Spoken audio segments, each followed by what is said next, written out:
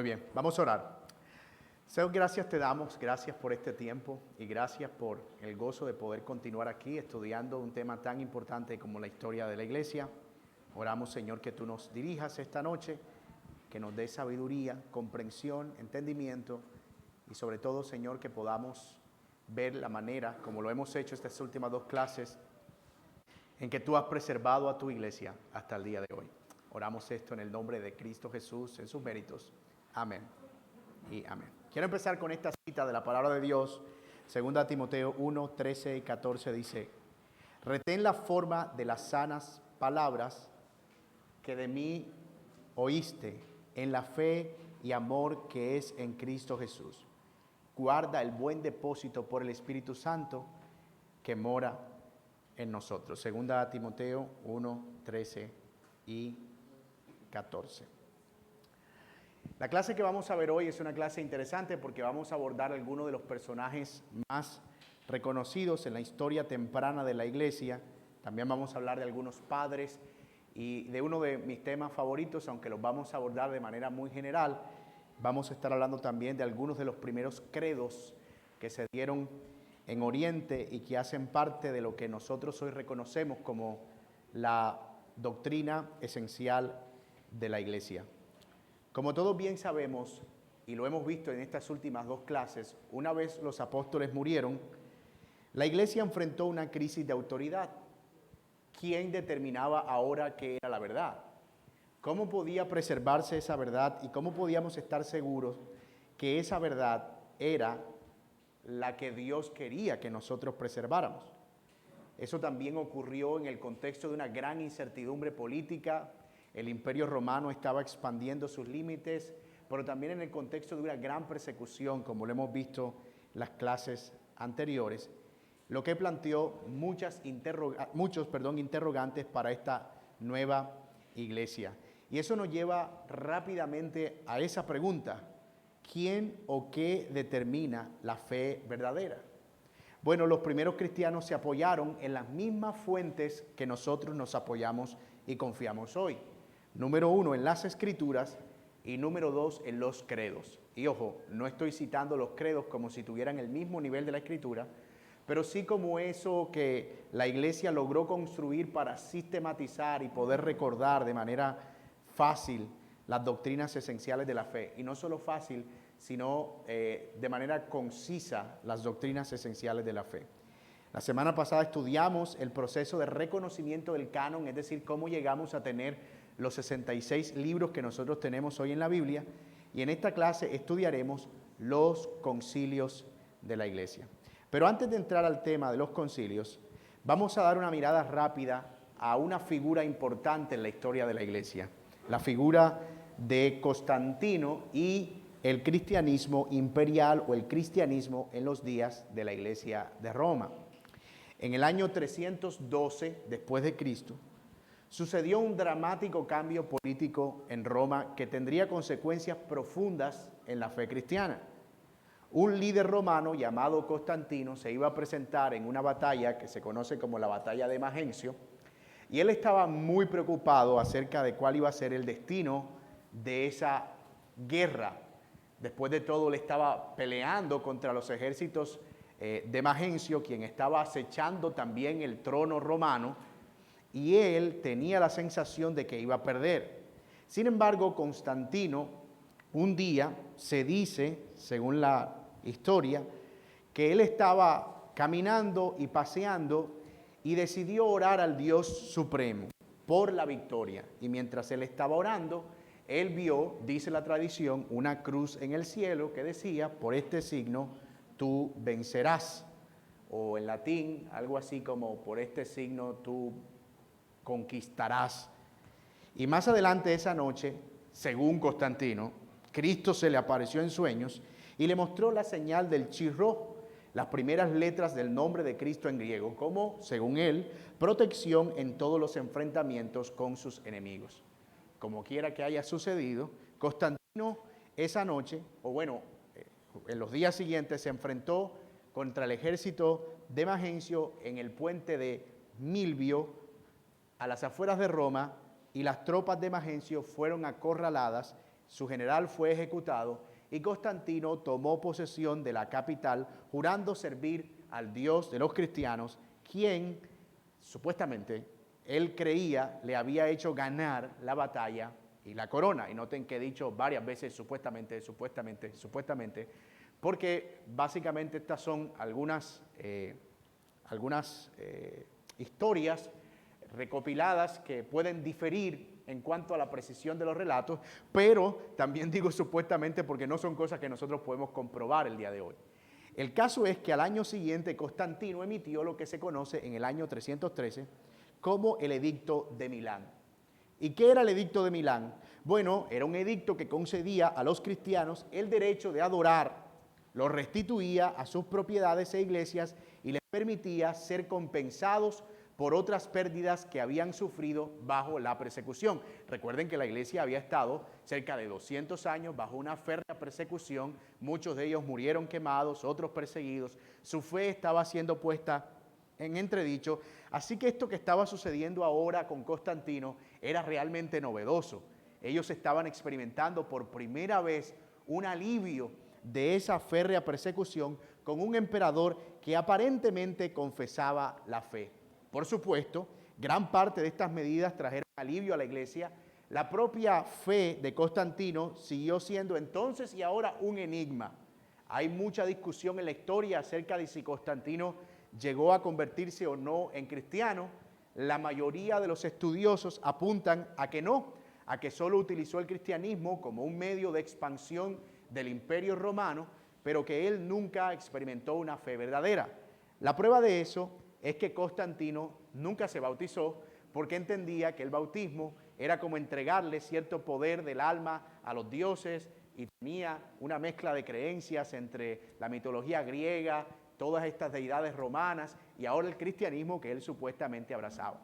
Así que Constantino era bien lo que nosotros pudiéramos decir un sancocho teológico, un sancocho de creencias, es decir, él agarraba lo que le convenía. Si por un lado le convenía el cristianismo, pues agarraba el cristianismo, si por otro lado el paganismo, agarraba el paganismo. Constantino no comprendió completamente las doctrinas de la fe cristiana y mucho menos sus implicaciones. Y si bien no permitió que se adoraran imágenes en los templos, sí permitió que permaneciera el culto imperial o el culto al emperador y también mantuvo las imágenes de las deidades paganas con su acuñación durante su periodo. Teológicamente, de nuevo, Constantino permaneció confuso, vacilando entre doctrinas heréticas y también entre la ortodoxia. Cuando hablamos de ortodoxia nos referimos a las doctrinas que fueron sostenidas por los apóstoles y que fueron defendidas por los seguidores de los apóstoles, es decir, las doctrinas que fueron cercanas a los apóstoles del Señor Jesucristo. Él era un hombre con un temperamento impetuoso. La historia dice que de hecho él hizo condenar a muerte a su esposa y a su hijo por adulterio, aunque nunca se pudo comprobar si esas dos cosas fueron verdad. Y por último, Constantino, como dije, se negó a ser bautizado hasta el mismo día de su muerte por temor a un pecado mortal o por una creencia supersticiosa sobre el poder del bautismo.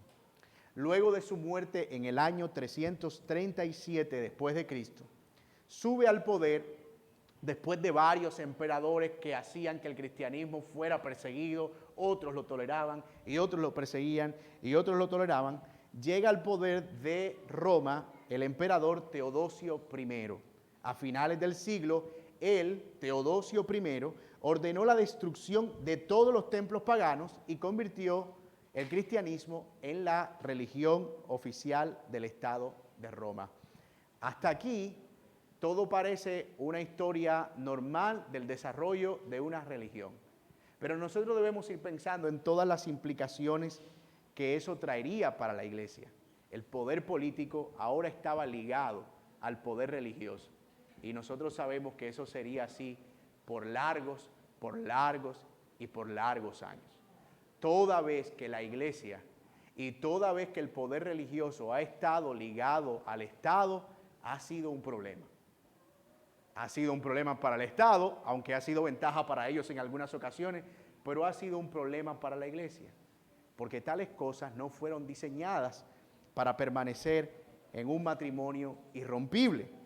Constantino dejó un legado mixto para la iglesia, además del alivio que le concedió a los cristianos de la persecución, dio a la fe un estatus de respeto que nunca había gozado, pero también usó su poder y prestigio para ayudar a resolver disputas eclesiales. Por ejemplo, el concilio de iglesias que hubo en Nicea en el año 325 estaba alrededor de la discusión de cuáles son definitivamente los libros que nosotros vamos a aceptar.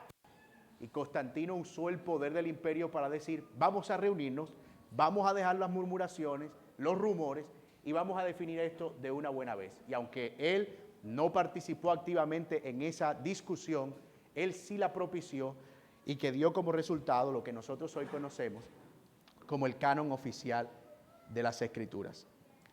Ahora bien, hasta aquí pareciera que Dios ha bendecido a la iglesia. La iglesia estaba siendo perseguida y por fin llegó un emperador amable con la iglesia. Un emperador que no la persiguió, sino que elevó su estatus de respeto.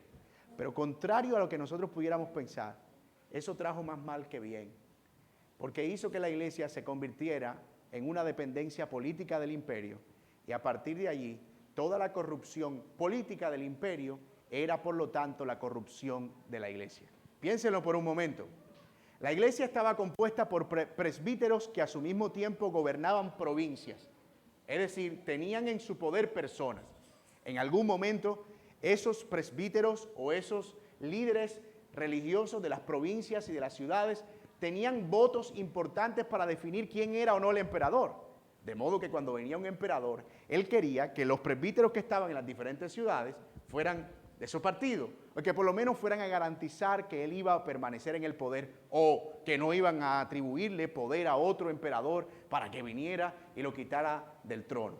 Entonces aquello que Dios estableció en las Escrituras del Nuevo Testamento como una posición honrosa, la posición de gobernar la iglesia del Señor y de administrarla como pastores y como líderes bajo ciertas características y ciertas cualidades, se convirtió en una posición política en la que ya no importaba si fulano era siquiera un cristiano.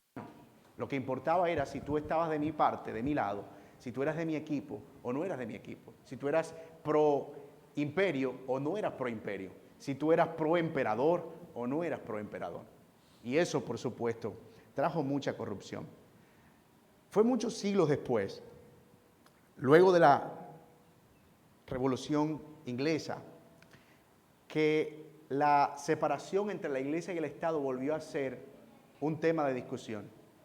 Un pensador liberal, por supuesto, John Locke, protestante, puritano, propuso que la iglesia debía definitiva e indefectiblemente separarse del Estado. Esa no fue una idea que surgió del Estado, fue una idea que surgió del protestantismo, desde la era de la Ilustración. Y desde entonces los protestantes han considerado la separación entre la iglesia y el Estado como algo esencial, porque han entendido el peligro que significa que ambos poderes estén juntos. Y nosotros vivimos, gracias al Señor, en un país en el que desde 1991 la separación entre la iglesia y el Estado es un hecho. La constituyente del 91 dijo, Colombia es un Estado laico, gracias a Dios. Y aunque no desconoce el fervor religioso, dice la Constitución, no se afilia a una posición en particular. Antes de 1991, Colombia era un Estado católico. Es decir, la iglesia era la iglesia del Estado. Y acuérdense ustedes que de hecho, algunos de los que estarán aquí con un poco más de pelo blanco en la cabeza recordarán que para uno ser registrado, uno tenía que haberse bautizado. Entonces tú tenías que llevar la partida de bautismo para tu registro porque era la iglesia la que certificaba que tú habías nacido en el territorio colombiano. Y obviamente después de la constituyente del 91 eso no fue, ya no era necesario. Y hoy por hoy nosotros vivimos en un estado que goza de cierta libertad. Así que es apropiado, mis amados, y yo quiero decir esto en el contexto a veces de la tan común y frecuente agitación política que nosotros vivimos. A veces nosotros olvidamos este beneficio y queremos estar exigiendo al Estado que asuma posiciones en defensa de la iglesia porque tiene que hacerlo. Pero nos olvidamos que eso al final va a resultar más problemático que beneficioso. Y entonces empezamos a hacer lobby para que el Estado asuma posiciones en cuanto a la adopción, en cuanto al matrimonio, en cuanto a una cosa y la otra. Y queremos que el Estado fije una posición religiosa cuando ese no es su trabajo. Queremos que el Estado use las leyes para que favorezca a la iglesia cuando en realidad lo conveniente es que ambas cosas estén separadas y lo estén por siempre, por lo menos hasta que se establezca un reino en el que haya justicia y en el que ya no haya más pecado. Y nosotros sabemos que eso solo será con la venida del Señor Jesucristo. Entonces, a veces en la teoría como que disfrutamos de las bondades de ser un Estado laico. Pero cuando tenemos que reclamar como iglesia, nos convertimos como en exigentes del Estado y decimos, el Estado tiene que intervenir aquí, tienen que intervenir aquí, tiene que sacar una ley que haga esto, tiene que sacar una ley que haga esto otro, en beneficio de la iglesia. Pero no olvidemos que de verdad, siempre que esas cosas estuvieron unidas, fueron un problema. Así que tal vez nos toque padecer estados que vayan en contra de los principios de la palabra de Dios y sea parte de la voluntad del Señor para la iglesia. Pero no es nuestro trabajo exigir que las cosas sean más fáciles por la vía de los gobiernos y que sean los gobiernos quienes conviertan sus administraciones y al Estado en un servil de la iglesia o que la iglesia se convierta en coequipera del Estado, porque esa es una desnaturalización. Y eso es precisamente lo que empezó a suceder aquí en los días de Constantino y que trajo tantos problemas para la iglesia durante tantos años, hasta la Reforma Protestante que veremos en su momento en el siglo XVI. Muy bien. Habiendo visto entonces a esta figura importante en la historia de la iglesia, la figura de Constantino, y cómo estaba ahora configurada políticamente la Roma de la época, y cuál era el papel de la iglesia, veamos ahora qué fue lo que continuó sucediendo a nivel de doctrina y a nivel de lo que la iglesia creía y quién la defendía y quién proponía esas doctrinas, quién al fin y al cabo definía lo que era verdadero y lo que no. Allí es donde aparecen las figuras de los padres del siglo IV, algunos de los que están ahí, ustedes los pueden ver en la pantalla. Ambrosio de Milán, año 339 al 97, 397 después de Cristo. Jerónimo, quien fue quien tradujo la Biblia al latín y quien la puso a disposición de la lengua más hablada de la época, 345 al 420, y el gran Agustín de Hipona, o San Agustín, la mente más brillante que jamás haya existido, según algunos teólogos, después del apóstol Pablo. San Agustín, 354 a 430 después de Cristo.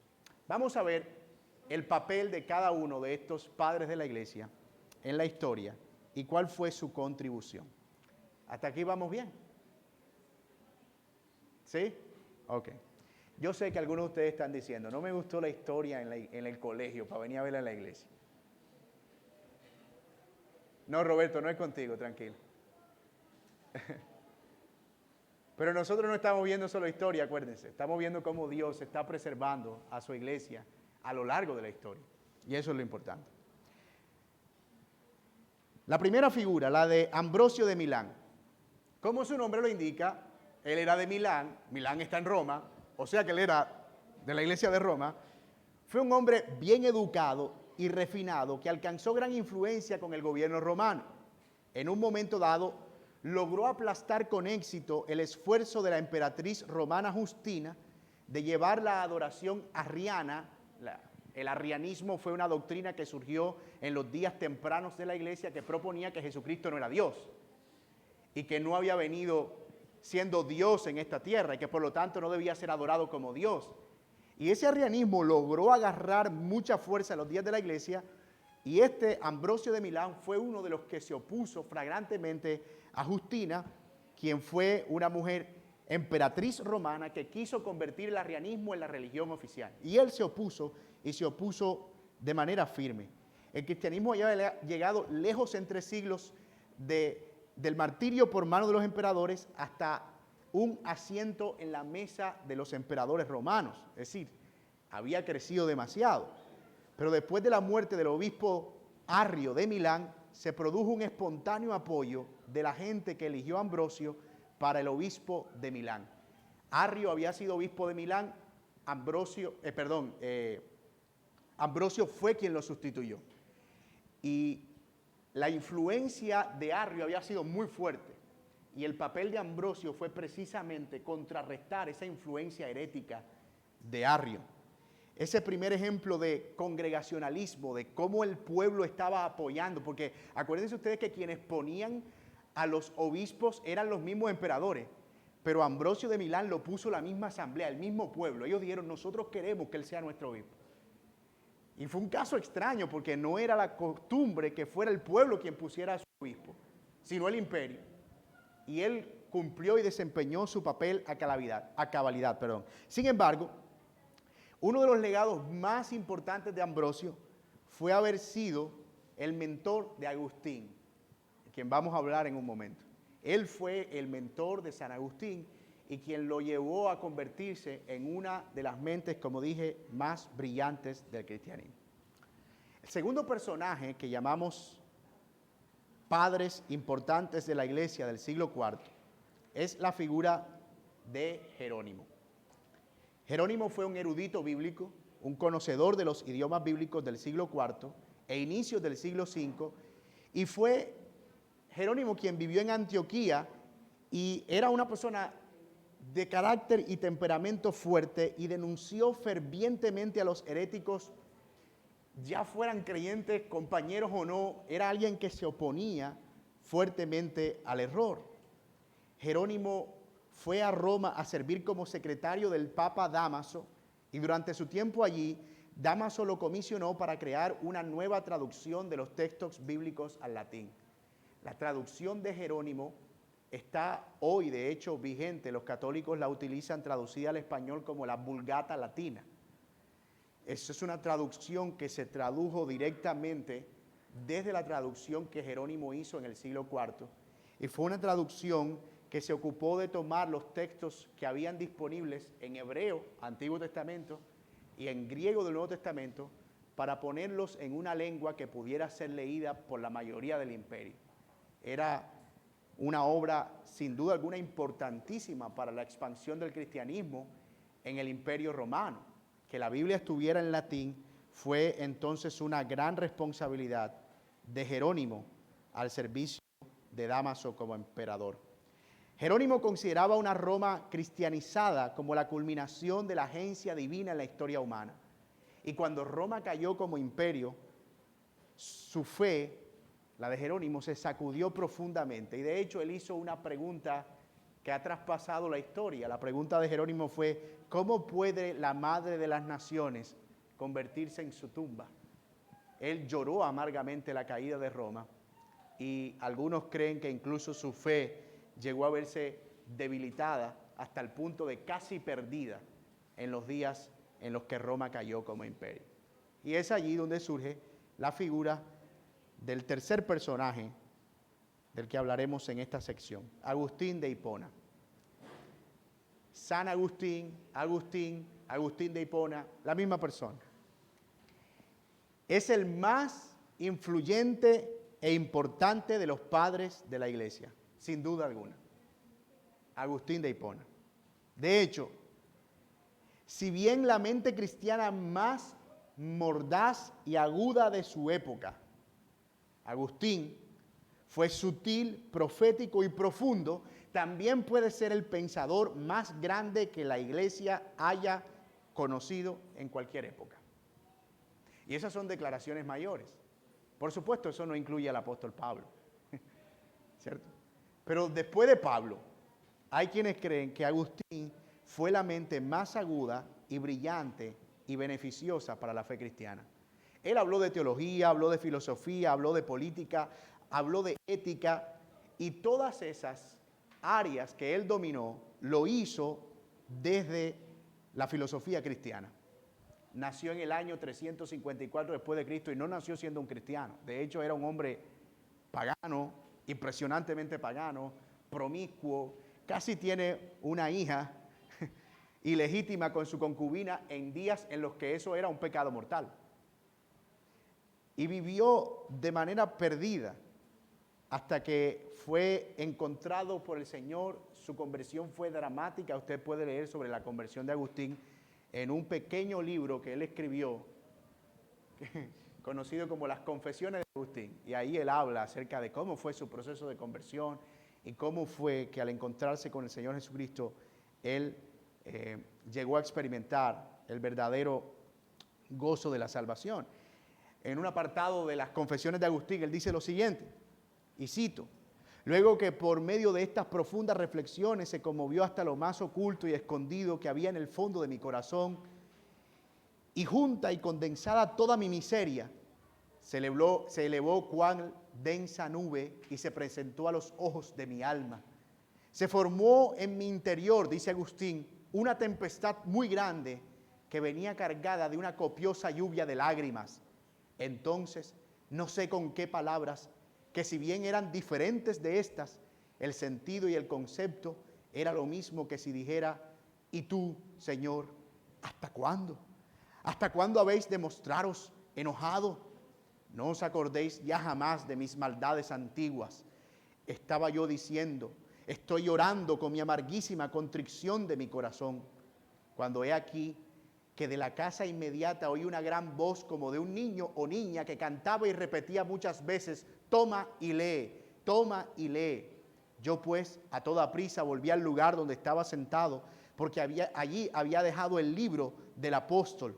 Cuando me levanté de aquel sitio, agarré el libro, le abrí y leí para mí aquel capítulo primero que se presentó a mis ojos, y eran estas palabras, dice Agustín: no en banquetes ni en embriagueces, no en vicios y deshonestidades, no en contiendas y emulaciones, sino revestidos de nuestro Señor Jesucristo, y no empleéis vuestros cuidados en satisfacer los apetitos del cuerpo. No quise leer más adelante, ni tampoco era menester, porque luego que acabé de leer esta sentencia, como si se me hubiera infundido en el corazón un rayo de luz clarísima, se disiparon enteramente todas las tinieblas de mis dudas. Fin de la cita. La conversión de Agustín fue con la palabra de Dios. Al enfrentar sus propios pecados y las oscuridades, como dice él, profundas de su alma, con la penetrante luz del Evangelio de Jesucristo. Y ustedes pueden seguir leyendo más de la belleza, porque además era un escritor maravilloso. Dice Agustín, hablando del significado de la vida: nuestros corazones no tienen descanso y no descansan hasta que encuentran su descanso en él. Fin de la cita. Como dijimos, él estudió bajo la tutela de Ambrosio de Milán, fue su maestro, de quien aprendió filosofía, pero también acerca de la fe. Y luego de asumir como pastor de Hipona en África del Norte, Agustín se sumergió en las contiendas filosóficas de la época. Esto era simple indulgencia intelectual para él, y en cambio como pastor vio las consecuencias de la falsa enseñanza y errores en la vida diaria de aquellos bajo su cuidado. Una de las doctrinas que Agustín enfrentó vehementemente fue la doctrina donatista, que enseñaba, por ejemplo, que las ordenanzas solo debían ser administradas por obispos y no por personas creyentes ordinarios. Y eso trajo muchísima confusión a la iglesia. Y él enfrentó esas doctrinas. Pero también, y uno de sus más grandes aportes, fue haberse enfrentado a la falsa enseñanza de que el hombre nacía bueno. La enseñanza de Pelagio, quien, influenciado por Platón, acuérdense ustedes que la filosofía platónica sugería que el hombre era dos partes, el dualismo platónico. Por un lado, él era una parte inmaterial y por otro lado, él era una parte material. Y decía Platón que la parte inmaterial era la que iba a ser preservada para la eternidad, pero que la parte material iba a ser desechada. Y muchos que vivían bajo esa filosofía tomaban su cuerpo, la parte material, y vivían desordenadamente porque entendían que eso no iba a ser restaurado al final. Y ese dualismo fue una filosofía muy fuerte, llegó a introducirse dentro del cristianismo. Y este hombre, llamado Pelagio, empezó a enseñar que en realidad el hombre no nacía malo, que el hombre nacía bueno, pero que su cuerpo, en cierto sentido, era el que se iba corrompiendo. Y ustedes saben que esa enseñanza es una enseñanza peligrosa. Porque si nosotros creemos que el hombre nace bueno y que no nace corrompido o con la propensión a hacer el mal, eso significa que no necesita un redentor. Eso significa que hay algo externo que perturba al hombre y hace que el hombre ya no sea culpable delante de Dios, sino aquello externo que lo perturba. Y Agustín se opuso a esa enseñanza porque él entendía que en realidad el hombre nace corrompido. La doctrina que hoy nosotros conocemos como la doctrina de la depravación total, que no es otra cosa que la idea de que bíblicamente podemos ver que el hombre no nace bueno, que el hombre nace siendo malo. Y no es que él pueda ser o el hombre sea todo lo malo que puede llegar a ser. Es que internamente, radicalmente, todos sus estamentos internos, estamos hablando de sus emociones, su voluntad, sus pensamientos, están afectados por el pecado. Eso es lo que significa corrupción radical o depravación total. Y todos nosotros nacemos bajo esa condición. Así que fue Agustín quien se enfrentó a esta enseñanza de Pelagio que sobrevive hasta el día de hoy. Sobrevive como semipelagianismo o la idea de que, ay no, el hombre en realidad es quien decide si escoge a Dios o no, porque él tiene la facultad de hacerlo. Cuando la realidad es que nosotros, en nuestra propia condición, no tenemos la facultad para escoger a Dios, porque si tenemos que escoger sin la influencia divina, nosotros vamos a escoger siempre pecar. Siempre.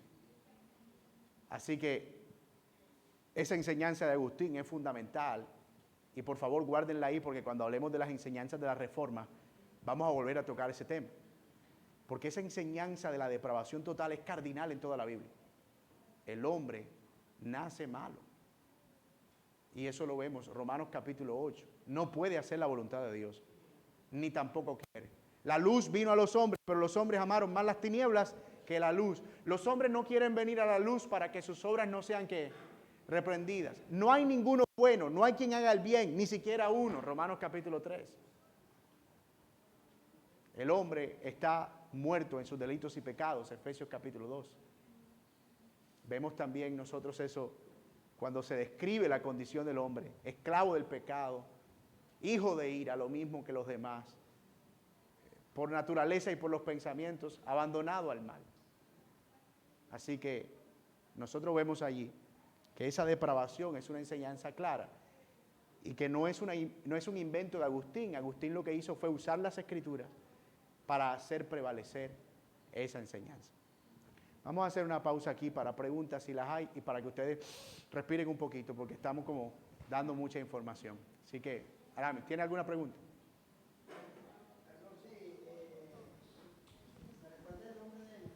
Por favor, que acaba de mencionar del hombre Pelagio. Pelagio.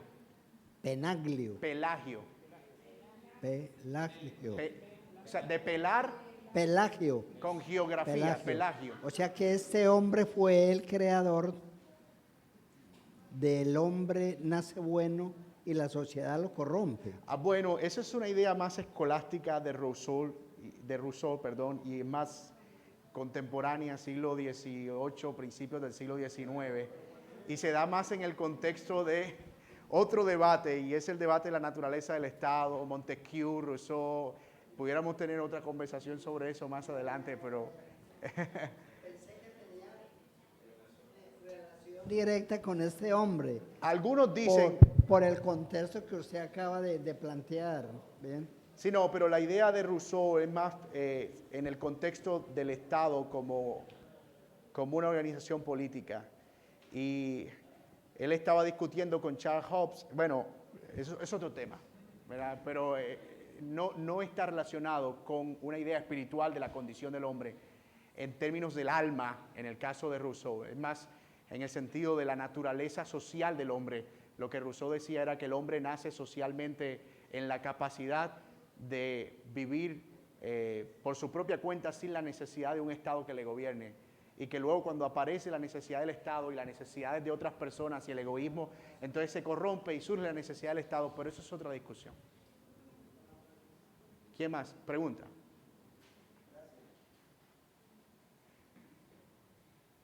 Muy bien. Vayan tomando nota porque el examen son cosas como ¿en qué año vivió Ambrosio de Milán? Escriba correctamente el contendor de Agustín.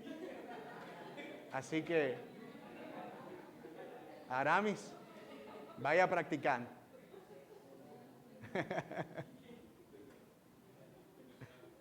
Muy bien. Habiendo visto entonces, si nos quedan 25 minutos, habiendo visto entonces la importancia de Constantino y habiendo visto a estos padres del siglo IV, Ambrosio, Jerónimo y Agustín y sus aportes, vamos a ir ahora a otra parte interesante, la segunda parte de este estudio. Las 4 preguntas que la Iglesia tuvo que discutir durante el siglo IV y comienzos del siglo V, y que dieron origen a los 4 concilios de los que hablaremos y también a los 4 credos de los que hablaremos. Pero antes de hablar de los credos y de los concilios, es necesario que recordemos que los credos no son algo nuevo en la Iglesia. Los credos han sido y son y han sido siempre una de las formas en las que la Iglesia ha preservado la doctrina a lo largo de los siglos. ¿Qué es un credo?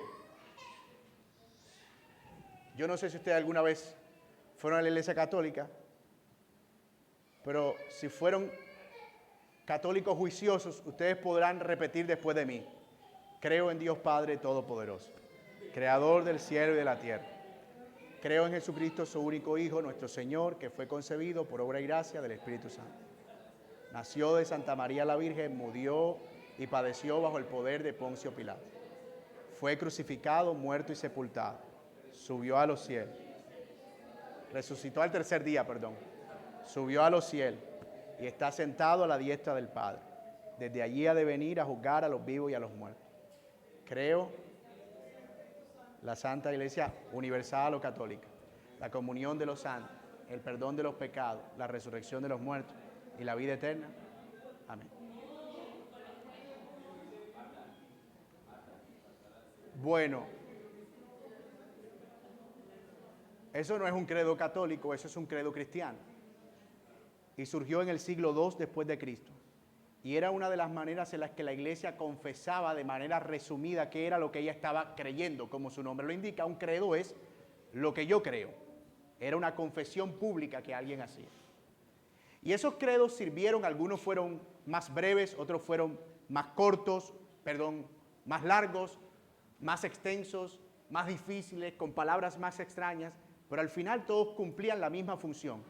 ¿Cuál? Condensar la enseñanza de la doctrina cristiana o la ortodoxia, por así decirlo. De paso, todos nosotros estamos de acuerdo con ese credo que acabamos de mencionar. Y estamos de acuerdo porque resume la enseñanza de quién es Dios, el papel de Cristo, el papel del Espíritu Santo, el papel de la Iglesia, la promesa de que Él vendrá por segunda vez, la resurrección de los muertos. Y de hecho, noten que expresiones como padeció bajo el poder de Poncio Pilato es Él murió de verdad que murió. Y hay registros en Roma que dicen que murió. Y murió bajo el poder de Poncio Pilato, de modo que no fue un invento de la historia. Ustedes pueden ubicar eso. Poncio Pilato existió y hay registros de la muerte corporal del Señor Jesucristo. Pero también se dice que resucitó y resucitó corporalmente y no que se quedó aquí, sino que ascendió a los cielos. Es decir, lo que hay detrás de ese credo era la idea de que había que defender la fe de cualquier ataque que viniera para sugerir que Cristo no había venido en carne, que no era Dios o que no había resucitado corporalmente. Así que los credos tienen ese propósito y siempre surgieron para defender la verdad bíblica del error. Ahora bien, con eso en nuestra mente, vamos a ver muy resumidamente los 4 credos más importantes que se dieron en la historia de la Iglesia durante el siglo IV y el siglo V. Y ellos respondían respectivamente a 4 preguntas. La primera, ¿es Cristo Dios o es Cristo divino? La segunda, ¿es Cristo humano? La tercera, si es divino y humano, ¿cómo se combinan esas dos naturalezas? Y la tercera, ¿qué lenguaje o qué términos usaremos para describir esas naturalezas? Así que el primer concilio, que es el concilio de Nicea, responde a la primera pregunta, ¿es Cristo divino? Luego, el concilio de Constantinopla responde a la segunda pregunta, ¿es Cristo humano? Luego, el concilio de Calcedonia responde a la tercera pregunta, si es Dios humano, ¿cómo se combinan esas dos naturalezas?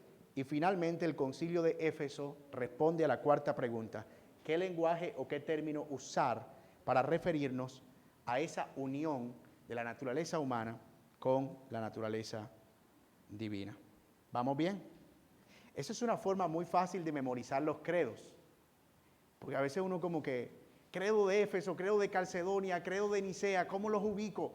Bueno, esa es una manera fácil. Credo de Nicea, ¿es Cristo divino? Vamos a ver eso. Año 325 después de Cristo, y se encargó de responder a esa pregunta. Había una enseñanza en los días de los cristianos del siglo IV, que era la enseñanza de un hombre llamado Arrio. Había sido un hombre importante en la ciudad de Alejandría. Y por influencia de Platón, y deseando Arrio mantener la influencia o la supremacía absoluta de Dios el Padre, planteó que Jesús había sido creado, que no existía eternamente y que por tanto no podía ser divino como el Padre. ¿Quién origina la discusión? Arrio. ¿Qué es lo que propone inicialmente? Que Jesús había sido creado, que no existía eternamente y que no podía ser divino como el Padre. El obispo de la ciudad, Alejandro, y su archidiácono Atanasio, un jovencito en los 20 y tantos años, se le opusieron de frente a Arrio.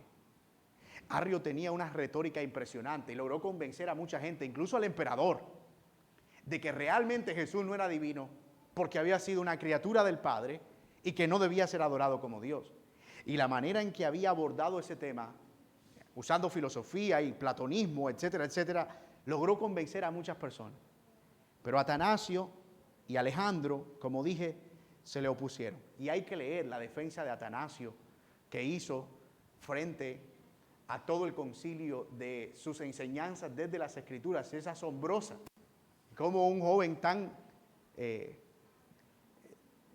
joven podía tener semejante brillantez. Y para defender una doctrina tan esencial, es increíble. Después de escribir sus contiendas y en un esfuerzo por sofocar esa tontería teológica, Constantino, quien era gobernador o emperador en la época, finalmente se dio cuenta de la enormidad del problema. Él dijo, Arrio no puede simplemente ser ignorado, esto hay que debatirlo y hay que definir quién tiene la razón. El mismo Constantino, ojo, acuérdense que él se acomodaba a lo que fuera. Constantino era simpatizante de Arrio y como que lo seducía bastante la enseñanza de Arrio. Así que Alejandro y Atanasio defendieron vigorosa y persuasivamente a Dios el Hijo por ser de la misma sustancia, y esa es la palabra que ellos utilizaron que fue clave a lo largo del debate. El Hijo es la misma sustancia, en el griego era la palabra ousia, es la misma ousia o la misma sustancia del Padre.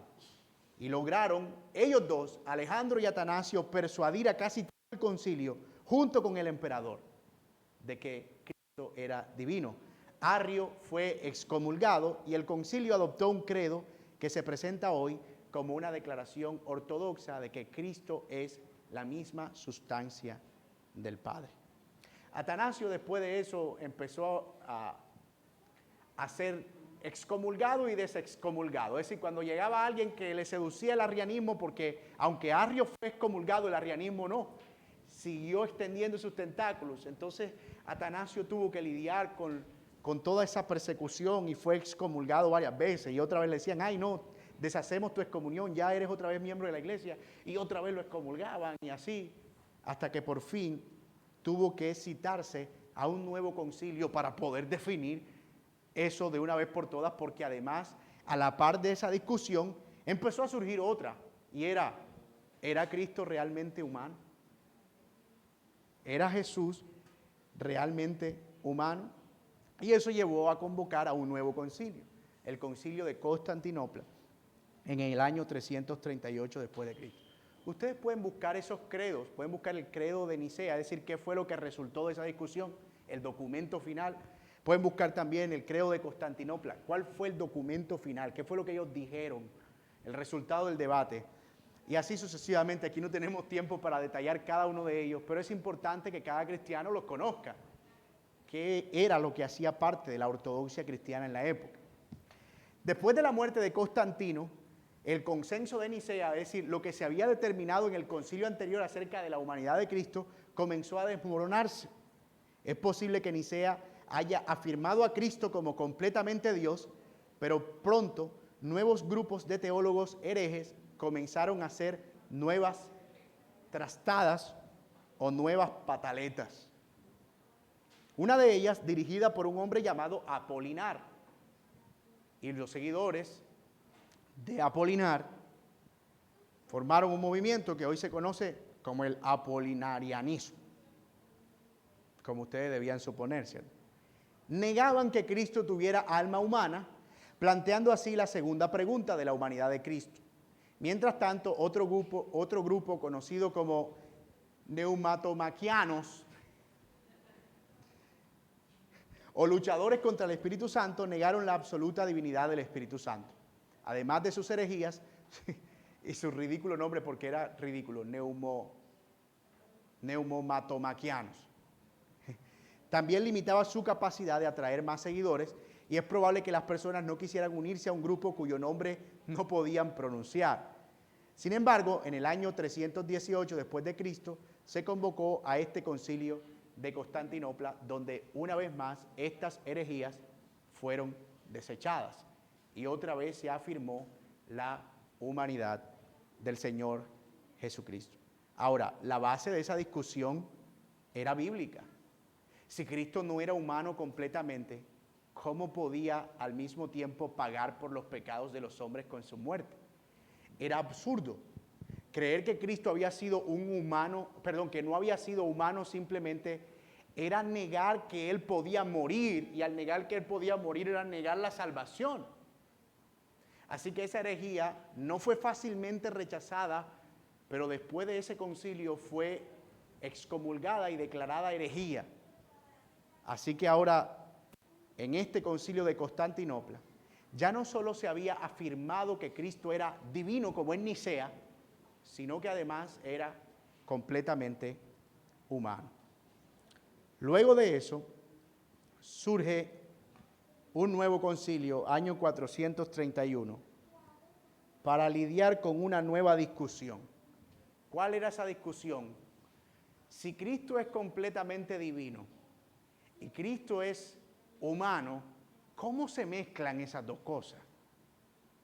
Y eso generó una gran discusión porque obviamente no son cosas fáciles de dilucidar. Y en medio de todas las filosofías que estaban nadando en la época, y platonismo, ideas que habían surgido, paganismo, todas estas herejías atentaban fuertemente contra las verdades de la Escritura. Ahora bien, una vez más, se usó la Biblia para defender esa verdad, argumentando que Pablo mismo había hablado de eso como un misterio. No todas las cosas nosotros las tenemos completamente claras en la Escritura. ¿Y cuál es la interacción que hay entre la naturaleza humana y la naturaleza divina? No es algo que nosotros podamos describir con facilidad. Pero todo lo que tenemos que hacer es que probar que Jesús es completamente divino, de la misma manera que probamos que Jesús es completamente humano en las Escrituras.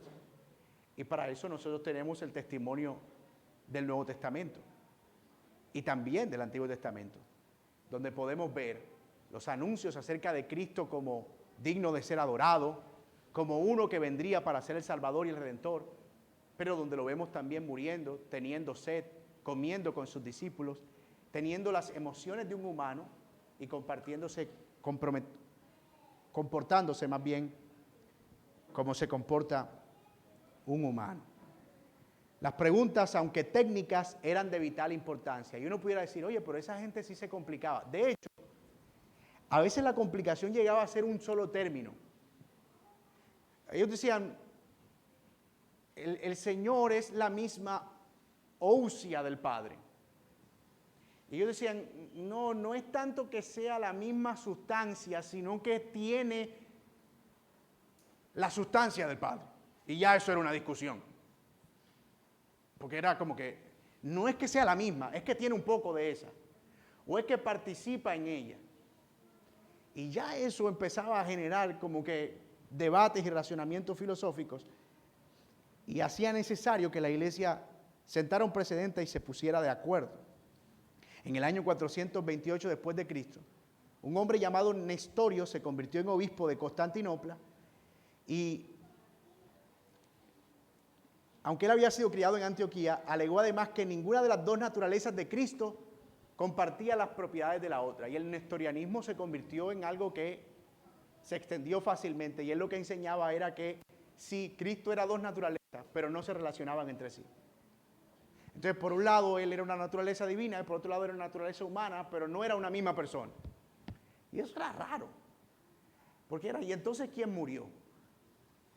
Entonces decían, no, murió la naturaleza humana. ¿Y entonces quién trajo la redención? No, la naturaleza divina. Pero ¿cómo podía la naturaleza divina traer la redención si esa naturaleza no murió, sino la humana? Y eso traía problemas. Pero como ustedes ven, no era algo fácil. Cirilo, obispo de Alejandría, acusó a Nestorio de hereje y se produjo un intercambio de cartas amargo.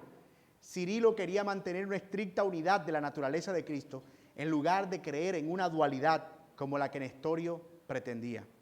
Escribió que si Nestorio estuviera en lo correcto y las dos naturalezas estuviesen estrictamente separadas, entonces era solo la naturaleza humana la que había sufrido y muerto y que la simple humanidad nunca podía lograr la redención. Era lo que les estaba explicando hace un momento. Y eso trae unos problemas terribles porque, es decir, entender la salvación en ese panorama es un complique.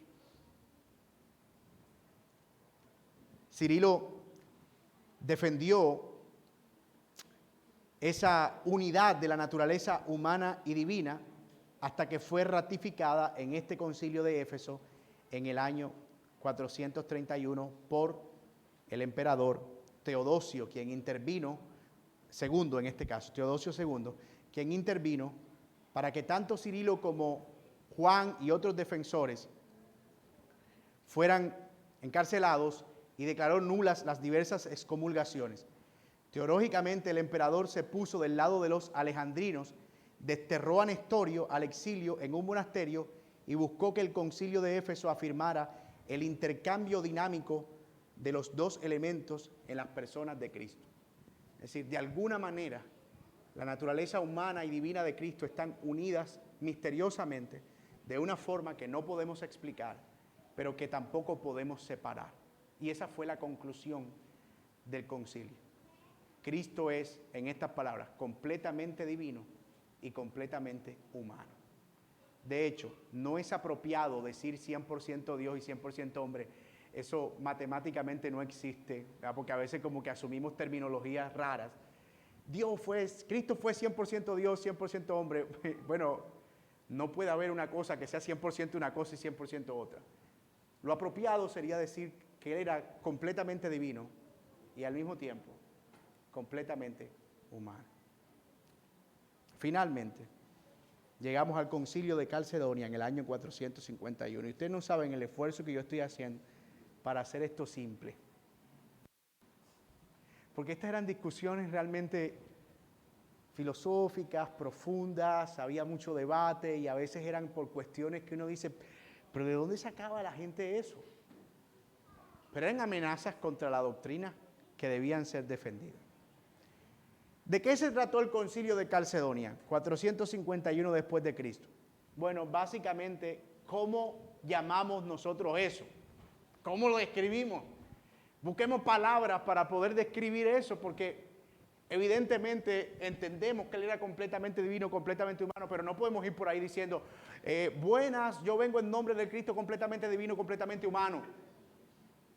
Necesitamos pensar en un concepto que nos ayude a unificar eso. Y el concilio de Calcedonia se encargó de ese aspecto. El encargado, un obispo romano, Leo, defendió la idea ortodoxa de las dos naturalezas de Cristo. En cambio, el corrupto Dioscoro declaró que el punto de vista ortodoxo era herético y desterró a todo el que mantuviera el liderazgo de la iglesia. Un enfurecido obispo Leo rechazó este consejo como un sínodo de ladrones. El caos y la división y la herejía amenazaron seriamente a la iglesia. Aquí empieza ya a suceder algo curioso. Y quiero que me presten atención aquí porque nos va a servir para las próximas clases. El concilio de Calcedonia enfrentó a las dos iglesias que existían, o a las dos ciudades importantes o dos centros de pensamiento que la iglesia tenía en la época. Por un lado, Antioquía y Alejandría, y por otro lado, Roma. Y se enfrentaron en un choque de cómo definimos las cosas. Por un lado, Eutiquio, en representación de la iglesia de Oriente, y por otro lado, Leo, obispo de Roma. Y eso sería el primer enfrentamiento, pero no el único, porque de 600 años después, eso desembocaría en la primera ruptura de la iglesia. O sea, ya aquí las diferencias entre la iglesia de Occidente y Oriente empiezan a hacerse evidentes. Ya hay una iglesia que está tomando un lenguaje y hay otra que está tomando otro lenguaje. Algunos dicen, para simplificar la discusión, que la iglesia de Roma usaba un lenguaje más apostólico, más ortodoxo, y que la iglesia de Oriente utilizaba un lenguaje más griego, más filosófico, y que esas iglesias tarde o temprano vendrían a separarse en lo que nosotros conocemos hoy como el gran cisma de la iglesia ortodoxa, que como hemos dicho es la iglesia oficial hoy de Rusia y todo el oriente europeo, y la iglesia de Occidente conocida como la iglesia de Roma o la iglesia católica de Roma. Esa vendría a ser la primera división de la iglesia y tuvo sus inicios, según se cree, aquí en este concilio de Calcedonia. Y como lo veremos en la próxima clase, en realidad la separación de la iglesia fue por una cuestión, en teoría, de términos, de cómo llamamos esto o cómo llamamos esto otro. Yo decía, llamémoslo de esta manera. Yo decía, no, llamémoslo de esta otra. La iglesia de Occidente, por ejemplo, decía que no podíamos llamar Dios al Espíritu Santo, o que por lo menos no se podía orar al Espíritu Santo, y habían otros aspectos alrededor de la figura de María, y la iglesia de Roma tenía otras convicciones y otros términos, y eso al final desembocó en una gran división. ¿Todo esto para qué, hermanos? Todo esto para mostrarles que la doctrina que nosotros tenemos hoy no ha sido el resultado de algo que cayó del cielo y que siempre ha sido lo que ha estado en la mente de toda la gente. Que la ortodoxia cristiana, es decir, que las doctrinas que nosotros sostenemos como doctrinas apostólicas, fueron todo el tiempo creídas y que nunca fueron amenazadas de ninguna manera. No, mi amado. La doctrina cristiana ha atravesado periodos de incertidumbre, división, ataque, cuestionamiento, pero Dios ha preservado su palabra. Dios ha preservado la enseñanza. La iglesia cristiana ha sido preservada como quiera, y esas doctrinas que nosotros defendemos hoy han sido defendidas siglo tras siglo como la verdad que Dios reveló por medio de los apóstoles. Nuevamente, aquí vemos al Señor preservando fielmente a su iglesia en medio de toda clase de desafíos y en medio de toda clase de errores. Además, también vemos la suprema importancia de la Biblia y la suprema autoridad que gobierna la iglesia en nuestras vidas, la palabra de Dios, para su pueblo entonces y también ahora. Al final, toda disputa cristiana ha terminado en lo mismo. ¿En qué? En la palabra de Dios. ¿Qué es lo que define lo que es verdad y lo que no? La palabra de Dios. Lo hizo en el tiempo pasado y lo hace en nuestro tiempo ahora. Mis amados, nosotros no necesitamos crear conceptos nuevos o ideas revolucionarias para tratar de explicar o defender a Dios de las acusaciones que Él pueda tener en este tiempo. Como alguien diría en su tiempo, la mejor defensora de la Biblia es la Biblia. La mejor defensora de la verdad de Dios es la misma verdad de Dios. Nosotros debemos abrir la palabra y dejar que ella misma sea una espada que se defienda de toda clase de ataque y de toda clase de mal. Y yo espero que esto nos lleve a nosotros a dos cosas en esta noche. Número uno, a entender que si bien el cristianismo es una verdad fácil de entender, no significa que ha sido una verdad simple o simplista, que no haya sido objeto de discusión en ningún momento, o que simplemente se recibió porque hay que recibirla por fe. Esto nos ayuda a ver que la fe cristiana ha pasado por un agudo proceso de racionamiento también, que ha sido pensada, filosofada, interpretada, puesta en la mesa, quitada de la mesa, evaluada y ha sobrevivido hasta el día de hoy. Ninguna otra filosofía de pensamiento ha sido tan firme y tan uniforme con el paso de los tiempos como el cristianismo. Y no porque sea dogmática o porque se diga que hay que creerla, porque hay que creerla, sino porque ha sobrevivido a toda clase de ataques como la verdad de Dios. Y eso es glorioso, porque eso debe ayudarnos a nosotros a abrazar estas verdades y a defenderlas como la palabra de Dios dice que debemos defenderlas. Y lo otro, que eso es lo que hemos reiterado y con esto termino, esto también nos muestra, en definitiva, que para Dios la iglesia no es este grupo de personas. Porque a todas estas, yo creo que ustedes miraban las imágenes y veían hasta la ropa de esta gente y decían, ellos vestían así en serio. Y escuchaban acerca de estas defensas de la fe y de estos concilios y de estas discusiones. Y nos damos cuenta que en realidad esto nunca ha sido un proceso uniforme. Y que es absurdo pretender que nosotros somos los que tenemos la verdad. Y que somos la iglesia en esta ciudad que tiene la verdad esta ciudad.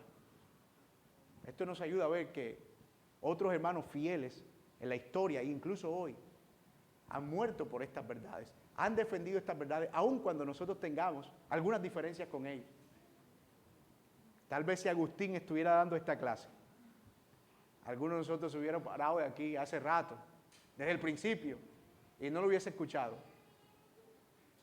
Pero mirarlo ahora desde esta perspectiva y ver cómo sus aportes contribuyeron al sostenimiento de la verdad nos ayuda a ser humildes y a pensar que aunque nosotros hoy tenemos esto de manera más simplificada, tanto que podemos estudiarla aquí, no necesitamos un concilio, estamos aquí nosotros, estudiándolas.